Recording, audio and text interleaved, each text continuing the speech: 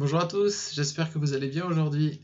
Aujourd'hui, j'aimerais vous entretenir des quatre nobles vérités et donc du chemin de l'illumination selon Bouddha.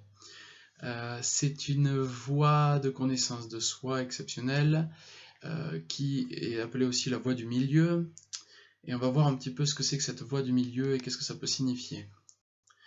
Il faut savoir que le prince Siddhartha était donc un prince et vivait dans une espèce de royaume où tout était fermé juste parce que son père ne voulait pas qu'il voie la souffrance du monde. Et donc il vivait dans une sorte de vie artificielle dans les murs du palais où on lui donnait tout en abondance et en abondance, quoi, et en excès. Il vivait là, mais son âme, son être intérieur n'était pas en accord avec cette version complètement policée de l'existence, et il découvrira donc une personne vieille, une personne malade et un mort qui vont l'éveiller à une autre dimension de l'humain, notamment la souffrance. C'est ce qu'il va développer plus tard donc dans son travail d'éveil et d'illumination. Donc, il va partir en quête donc suite à ça sur une voie d'éveil. Il va travailler à l'intérieur énormément. Il va chercher en lui la racine de la souffrance, mais il trouvera vraiment l'équilibre de son éveil que quand il aura trouvé un moyen, ce qu'il appelle la voie du milieu, de vivre donc dans la conscience de l'être, mais en même temps dans l'action, dans la vie. Ça s'appelle donc cette voie du milieu est très intéressante. La, la relation entre l'être et le faire est extrêmement intéressante, mais replace les choses dans l'ordre. Donc on va en parler dès maintenant. Donc les quatre nobles vérités, donc le sens profond des quatre nobles vérités, touche bien sûr à la reconnaissance de soi et la connaissance de soi et à la lettre-té. Donc la première des nobles vérités, c'est dukkha, la souffrance et l'impermanence des choses. C'est une manière de voir très spécifique au champ de la conscience dite objet. C'est-à-dire que les individus sont totalement identifiés à la forme, à ce qu'ils possèdent, à ce qu'ils ont comme pensée, à ce qu'ils ont eu comme expérience, à leur souffrance, à leurs problématiques, à leurs désirs, dans un mouvement de pensée qui les identifie juste à ce mouvement. Ils ne savent pas qui ils sont, mais ils sont dans cette souffrance du passé qui n'est plus et du futur qui est incertain. Cette roue-là de samsara, donc des illusions, cette identification totalement au mouvement des idées et des choses du monde, les rendent complètement dépendants en fait de ce qui arrive. S'il pleut, ils sont tristes, s'il fait soleil, ils sont joyeux, si quelque chose de mal arrive, ils sont tristes, si quelque chose de bien arrive, ils sont joyeux. Et donc, comme des automates, Bouddha détermine que c'est la première des nobles vérités. L'humain souffre parce qu'il est identifié en fait au mouvement impermanent de l'existence. Il ne trouve aucune assise dans ce mouvement-là. C'est ce qu'on appelle dukkha, donc la souffrance. Là, je crois que c'est précisément la soif, si je ne me trompe pas. La deuxième des nobles vérités, c'est l'origine de dukkha et qui l'associe donc au désir. Et le désir est une manière de ne pas vivre dans le moment parce que identifié donc au mouvement des choses, donc à l'ego, identifié au mouvement de la pensée, au mouvement donc des objets et de leur possible destruction ou des situations de vie et leur possible fin, identifié à cela, en fait, il y a une souffrance. C'est ce désir-là d'autre chose que ce qui est là maintenant. C'est le cas de quasiment tous les êtres, c'est-à-dire que le désir est censé compléter ce qui n'est pas suffisant dans l'instant, ce qui est évidemment une erreur fondamentale. Ici, nous touchons à l'idée que l'ego n'est jamais complet. L'ego ne peut pas être complet parce qu'il naît du mouvement illusoire de la pensée entre un souvenir passé réitéré dans l'instant vers un futur illusoire, un passé qui n'est plus et un futur illusoire. Il est cet engendrement donc de la mémoire dans l'instant et ce réengendrement de la mémoire dans l'instant. Ce qui donne donc à cette origine de dukkha, ce désir, la racine même de la souffrance. Autrement dit, je ne suis pas complet dans l'instant, je serai complet dans un autre temps que maintenant. Voilà. Ici, on touche encore à la notion de présence et de conscience et de silence pour marcher au-delà. La troisième des nobles vérités, donc la deuxième des nobles vérités, c'était samudaya. La troisième des nobles vérités, c'est nirodha, c'est la cessation donc de cette souffrance, de ce désir. On peut atteindre une vérité au-delà de la souffrance. Il existe une voie au-delà de la souffrance qui transcende la souffrance, qui permet de comprendre, et c'est vraiment une conscience de soi, de qui nous sommes au-delà des schémas mentaux, au-delà des schémas du mouvement des pensées. Donc ici, c'est une proposition du chemin en général. À partir de là, cette prise de conscience qu'il existe un chemin mène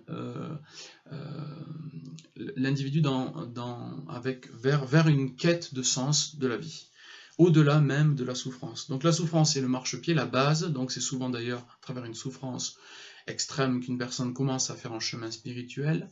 C'est c'est en voulant chercher une réponse à la souffrance, au-delà de la souffrance, qu'en général, on chemine. Donc, de cette cessation de dukkha, de ce désir d'autre chose que ce qui est, apparaît le noble sentier octuple, qui est donc la quatrième des nobles vérités, Magga.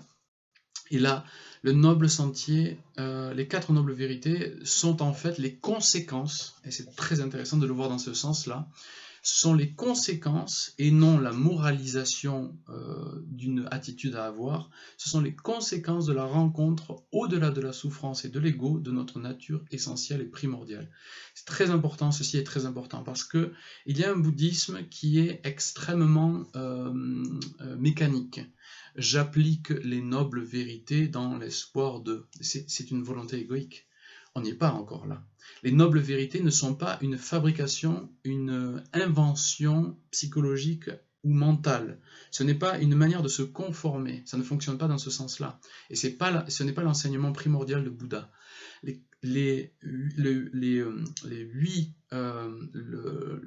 Ce qu'on appelle les 8... l'octuple sentier, pardon, je suis désolé. L'octuple sentier, c'est vraiment la résultante donc de la cessation de la souffrance. Donc de la cessation de l'identification au jeu, au petit jeu, à la personnalité. C'est la cessation en fait du flux mental qu'on peut obtenir à travers la méditation, c'est-à-dire la pleine concentration, le silence intérieur et la pleine présence à ce qui est. Une ouverture non conceptuelle, non mentale, à ce qui est, ou dans lequel, hors de tout mental, tout est unifié dans un seul mouvement. Et ici est la paix. L'octuple sentier, donc, je vais le citer, sont donc les résultantes naturelles de cette désidentification avec l'ego destructeur et séparatif. Je les ai sous les yeux. La parole juste. Dans certains enseignements, on dit que quand on rencontre la dimension suprême en soi, le grand soi, au-delà de notre personnalité, spontanément, notre verbe, nos mots sont un enseignement. C'est la parole juste, la parole qui ne blesse pas. Parce que la parole blessante, la parole destructrice, est une parole qui naît de la séparation et du sentiment d'être différent ou séparé de ce qui est. Alors que naturellement, il y a un supramental qui est repris par Sri Aurobindo, par exemple, qui apparaît lorsque l'on se tait. Il y a une pensée qui est d'une autre nature, qui est ténue, mais qui peut se dire en tant qu'enseignement et en tant que parole, et qui s'appelle la parole juste. C'est quelque chose qu'on ne peut pas atteindre avec un système. C'est une conséquence de notre rencontre avec notre soi suprême, avec notre nature inhérente. C'est ce qu'on appelle la parole juste. Suit naturellement l'action juste, c'est la même chose. L'impulsion naturelle se fait quand nous sommes ancrés dans le soi. Le soi lui-même devient le grand directeur, spontané, instantané, original et créatif, improvisateur dans l'instant. La troisième, c'est les moyens d'existence juste ou la profession juste, c'est la même chose. Ces moyens d'existence juste ou profession juste sont entièrement liés au fait que tout devient une forme de service naturel. La vie en nous se sert la vie qui est. Il n'y a plus vraiment cette séparation dans le sentiment d'être-té profonde et dans ce qu'on appelle l'illumination, mais nous nous mettons au service spontané. Il y a un mouvement spontané de service. Et naturellement, les rétributions justes, mais sans avidité, sans agrippement. L'ego agrippé, vous les planifiez, alors que les moyens d'existence justes sont tout à fait naturels et harmonieux avec le tout. Il se trouve que l'intelligence du soi profond est harmonieuse pour le tout. Il y a une intelligence d'amour qui dépasse absolument tous les concepts, toutes les religions et toutes les pratiques. Cette rencontre avec cette profondeur et intelligence dans l'instant et naturellement amène à des actions, des paroles et des moyens d'existence justes.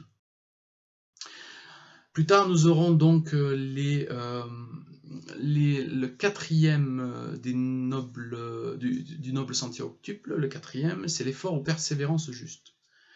Ça résulte de la même chose. Ici, nous trouvons cette notion d'effort est un non-effort. C'est un paradoxe qu'on retrouvera bien très souvent dans les Védas. Être ne nécessite absolument aucun effort. L'effort est une tentative d'obtenir un but particulier, alors que la véritable rencontre avec le soi profond amène à un flux naturel. L'effort ou persévérance juste est donc harmonisé. Le mouvement de vie est harmonisé parce que l'individu, entre guillemets, s'est ancré dans le soi qui est au-delà de l'individu. Ensuite, nous avons donc l'attention juste, la pleine conscience. Donc, cette attention juste, c'est tout à fait corrélatif, c'est-à-dire que c'est toujours dans l'instant que se révèle notre nature véritable, et certainement pas dans la manière dont on peut être pris dans les pensées. L'attention juste, c'est l'attention au moment présent, c'est la pleine conscience de ce qui est, ce que nous sommes, ce qui est dans l'instant, sans séparation. Dans cette pleine présence, il y a un très faible niveau de pensée. Les pensées disparaissent et nous devenons opératifs dans l'instant. Nous ne sommes plus séparés de l'instant parce que c'était la pensée qui nous séparait, qui projetait sur le monde une illusion. Dans la notion de pleine conscience ou d'attention juste, nous sommes simplement ici et maintenant et naturellement vont jaillir les actions, les pensées justes, etc. La parole juste. Le sixième point, c'est la concentration, et donc c'est vraiment cette attention dans l'être, dans l'éveil. C'est la même chose, ça revient à la même chose. Que ce soit extérieur ou intérieur, dans l'attention à ce qui est, il n'y a plus d'intérieur et d'extérieur. Il y a ce qui est, qui n'est plus séparé par des concepts. Cette dimension-là est essentielle, elle est naturellement éveillée, mais elle demande une attention. C'est tout à fait comme une forme d'état de conscience. Si nous sommes attentifs à l'instant, alors se révèle naturellement notre nature. Si nous sommes pris dans les pensées, qui n'est plus l'attention juste puisque c'est une attention dite objet, alors nous partons avec le flot idéalisé et projectif d'un monde illusoire sur le réel. Nous avons ensuite la vision juste et la compréhension juste, qui vient donc de ce silence pur. Les choses sont comprises parce qu'elles ne sont plus interprétées. La vision et la clarté juste sont une vision qui est libérée du monde et qui libère le monde, libérante et libérée. Autrement dit, je regarde par exemple un arbre, sans l'étiqueter arbre, sans l'étiqueter beau, sans l'étiqueter mon arbre, sans l'étiqueter même séquoia ou quoi que ce soit. Je regarde un arbre, mais sans penser que c'est un arbre, je suis juste en présence de ce qui est là devant moi, qui peut se dire arbre en tant que concept, mais qui est juste la vie qui s'exprime sous une certaine forme. Je peux aller même au-delà de l'idée que cet arbre est séparé de la forêt. L'arbre et la forêt sont juste un vaste champ d'énergie. Moi-même ne suis pas séparé de cela et j'obtiens encore cette vision et compréhension juste. Ici, plus de concept non plus. Pour finir, la pensée juste ou discernement juste, c'est un niveau de profondeur. Je n'ai plus donc de séparation, puisqu'il n'y a plus personne à l'intérieur de moi pour se séparer du monde, la personne étant psychologique. Je deviens juste l'opération naturelle du grand soi qui se dit. C'est un mouvement de pure conscience et dans lequel est lavé totalement l'ego. Il n'y a plus de place à l'ego pour prétendre avoir une opinion sur le monde. Dire que ceci est juste, ceci est bon, ceci est beau, ceci est laid, n'appartient qu'à des jugements de la mémoire de notre ego et de l'amalgame que nous avons fait et qui se fait passer pour une personnalité. Bien sûr, nous vivons dans un monde où on dit que chacun, c'est la diversité qui compte et l'expression de toutes ces couleurs. C'est magnifique. Effectivement, chacun de nous est différent, on a tous un faciès différent, un corps différent, et des mots différents vont apparaître dans notre parole naturelle. La problématique ne se joue pas à ce niveau-là, car l'expression naturelle d'un arbre et un autre arbre, effectivement, est différente, ils apparaissent différemment. La problématique, c'est l'identification à ces spécificités. L'identification psychologique à l'identité que nous nous fabriquons avec notre passé. Nos créations, qui deviennent nos créations, sont nous-mêmes. Notre voiture devient nous-mêmes, et si elle casse, nous sommes brisés nous-mêmes, nous souffrons. Et c'est là que Bouddha nous enseigne que toutes les choses du monde sont impermanentes, y compris notre corps, y compris le champ d'expérience de notre vie, mais reste immuable quelque chose qui est la conscience, qui se révèle quand nous nous désidentifions de toutes ces surfaces, de toute cette surface qui recouvre le champ infini de conscience que nous sommes en vérité. Pour finir, la voie du milieu nous enseigne que nous n'avons pas à nous séparer du monde. Autrement dit, le monde et nous n'est pas séparés. Nous pouvons être enracinés dans la présence, autrement dit, conscients de notre souffle, conscients de l'énergie, conscients de l'être, dans une nudité mentale et dans un silence intérieur, tout en participant du monde, sans s'identifier à quelques possessions, quelques victoires ou quelques échecs. À ce niveau de conscience qui est l'équanimité, ce qui se passe est égal. Il se passe quelque chose de bon, il se passe quelque chose de mauvais, cela ne change pas nécessairement, cela ne change rien à la conscience de qui nous sommes. Et même parfois au contraire, l'adversité, à la différence de la grande sécurité, l'adversité peut nous amener à un plus grand champ de profondeur, d'ancrage dans l'être qui est, et qui n'est pas différencié entre vous et moi. Ce qui nous diffère, ce qui fait la différence entre nous n'est qu'un champ mental. En vérité, nous sommes la même unité qui s'exprime dans différentes formes passagères, mais le fond reste inchangé. Voilà, c'était un petit précis sur la voie de Bouddha. Ce n'est certainement pas modeste, entre guillemets, parce que je pratique naturellement la méditation et cet état de pureté et d'être s'est révélé, mais j'interprète donc la voie de Bouddha à travers cette expérience interne. Comme l'ancienne vidéo où je parlais du christianisme, je ne suis pas non plus bouddhiste, ni chrétien, ni musulman, ni quoi que ce soit. Je suis universel, j'espère simplement pouvoir offrir d'autres regards accessibles, mais en même temps essentiellement profonds et unitaires de toutes ces voix qui, selon l'intuition en moi, qui semble s'exprimer, sont une seule et même tradition qui a pris différentes cultures, qui a pris différentes poésies, différentes couleurs. Voilà, dans le but donc de faire ressortir cette tradition commune, je vais donc parler de toutes les traditions spirituelles et religieuses à travers ces différents carnets que je vous propose sur YouTube. Je vous souhaite une excellente journée dans cette période d'intériorisation profonde. Je vous souhaite une belle désidentification avec ce personnage, avec cette mémoire et ces concepts qui se font passer pour vous, et de cette rencontre paisible, profonde et silencieuse avec la nature réelle de qui nous sommes en vérité. Merci beaucoup.